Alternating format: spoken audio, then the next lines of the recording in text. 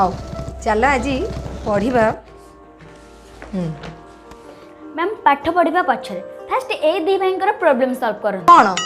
जड़े भक्ति को जड़े शक्ति जड़े कला को जड़े धड़ा आउ जड़े तो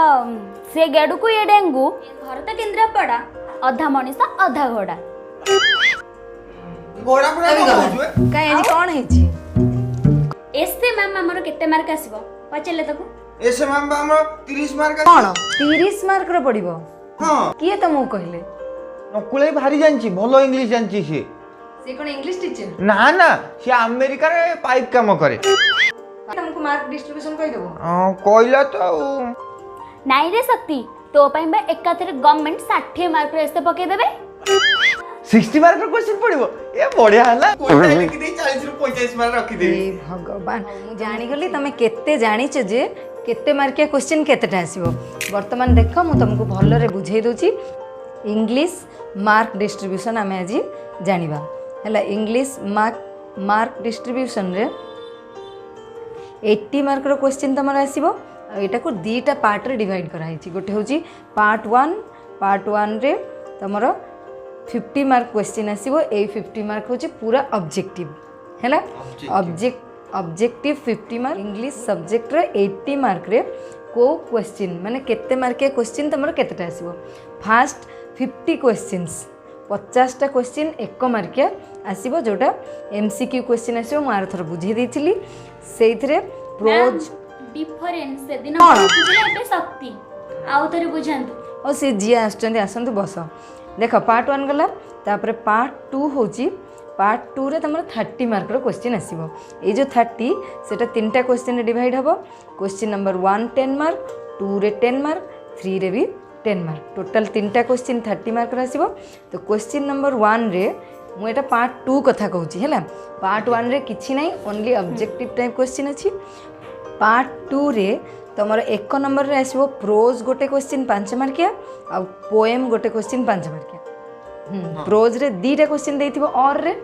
तमे जे कोनसी गोटी करबो 5 मार्क आ पोएम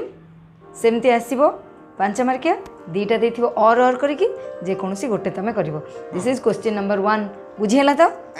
1 आपण भल से बुझे दियंतु मु तो बुझिची पर टाकू टिका आउट थरे भल से बुझे दियंतु 1 कंप्लीट। नंबर 2 रे तमरा होची गोटे एसे आसीबो एसे 10 मार्क और देख मोटे बिग और लिखुची आइदर तमे एसे करिवो 10 मार्क पई नहले ता और रे तमे गोटे एप्लीकेशन लिखिबो एप्लीकेशन 5 मार्क आ गोटे लेटर लिखिबो लेटर होची 5 मार्क। एप्लीकेशन रे और दीटा दिया हे नथिबो कि लेटर पई भी और दिया हे नथिबो तमे ए दीटा जाका लिखिबो। नंबर 3 एठी तमे पैसेज लिखिबो हैला पैसेज 10 मार्क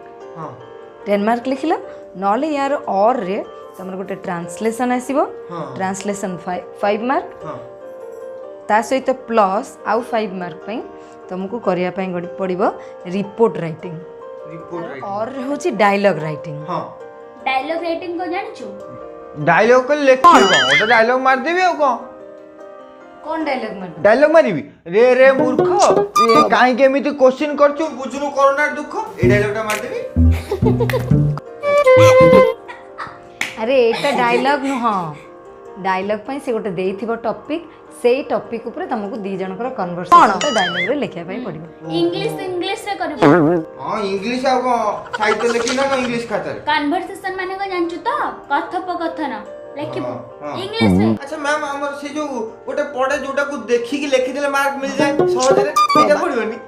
सिप्रा ये कौन कहूँ जानी पारछ तो हाँ सिप्रा तुम जो कहूल समरी राइटिंग से कथा कहूँ ना ना सेटा एथर तुम पड़ोनी कहीं तुम खाली दी भाई दरकार केमती सहजरे मार्क रखिदेव आग मत कह तुम दी भाई भक्ति शक्ति दिने ये आसले दिने सी आसुनी भक्ति आज कहीं आसनी किसी असुविधा नहीं तो दीदी आमे दी जन कथा ही जो सी आसीबो सी मते जा पढ़ाई से बुझे दो जो मु आसीबी मु भी तक जा पढ़ाई बुझे देबी। तम दी भाईंकर जदि एते बुद्धि ताले तुम कॉलोनी रे तो जने पिला को पठे दबा से पाठ पढ़ के कि तुम कॉलोनी सारा पिला को ट्यूशन करे दब आ तुम एते पिला आछो काहे की दी जन एडजस्ट कर दो वाह तो भलो फार्मूला बाहर करछ हम दी जन आसिले पुनी दी जन को ट्यूशन फीस दबा पड़िबनी